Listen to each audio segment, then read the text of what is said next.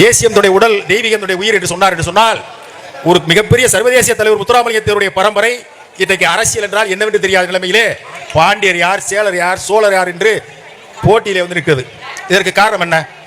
நான் 18 வயது வருகிற போது ஒரு சபதம் எடுத்தேன். முத்துராமலிங்க தேவருடைய சிங்க சின்னத்தை தவிர வேறு எந்த சின்னத்திற்கும் நான் ஓட்டு போட மாட்டேன் என்று சொல்லி இதுவரை நான் ஒரு சின்னத்திற்கும் ஓட்டு போட்டதே இல்லை. என்றால் என்னுடைய ஓட்டு இருக்கக்கூடிய தொகுதியில் சிங்க சின்னம் நின்னதில்லை. தமிழ்நாட்டில் எத்தனை கோடி தேவமா இருக்கே, என்ன மாதிரி சிங்க சின்னத்தை தவிர வேற சின்னத்துக்கு, முத்துராமலிங்க தேவர் சின்னத்தை தவிர வேற சின்னத்துக்கு ஓட்டு போட மாட்டேன்னு சொல்ல தேவமா தயாரா? எல்லா கட்சியிலும் தேவமா இருப்ப. அப்ப there is a dividing line and there is a line between politics and caste. ஜாதிக்கும் அரசியலுக்கும் இடையிலே ஒரு வரி ஓடுகிறது. அந்த வரியை முத்துராமலிங்க தேவர் ஈஸியாக கடந்தார், எளிதாக கடந்தார். காரணம், அவர் காலகட்டத்தில் சுதந்திரத்திற்கு போராடுகிற போது இந்த மக்களை எல்லாம் சுதந்திர போராட்ட காலத்தில் ஈடுபடுத்தி அந்த எல்லைக்கோட்டை ஈஸியாக கடந்தார். 1 கோடி பேர் இருக்கிறோம். உன்னை அரசியலாக்க முடிகிறதா? உன்னை அரசியல்படுத்த முடிகிறதா?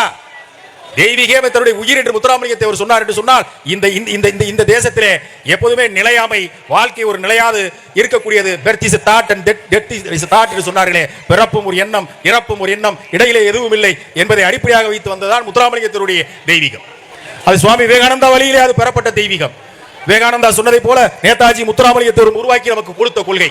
நேதாஜியுடைய குருவாக இருந்த Vivekananda, if you give up that spirituality, leaving it aside to go after the materializing civilization of the West, the result will be that in 3 generations you will be an extinct race, because the national backbone will be broken, the foundation upon which the national edifice has been built will be undermined, and the result will be annihilation all around. தெய்வீகத்தை மறந்தால் இந்த தேசம் சிதறும் என்று சொன்னார். அதனால் தான் நேதாஜி முத்துராமலிங்க தேவரும் தெய்வீகத்தை உயிராக கொண்டு கம்யூனிஸ்டுகள் சொன்ன பொருள் முதல்வாதம் என்ற மெட்டீரியலிஸ்டிக் சோசியலிசத்தை விடுத்து ஸ்பிரிச்சுவல் சோசியலிசம் என்ற தெய்வீக சோசியலிசத்தை சொன்னார். அதான் முத்துராமலிங்க தேவர் நமக்கு தெய்வீகம் உயிர் என்று சொன்னார்.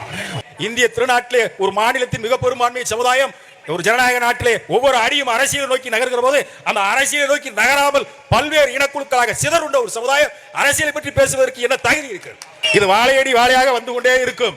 வரட்டும், என்றாவது ஒரு நாள் விடியல் வரும் அல்லவா?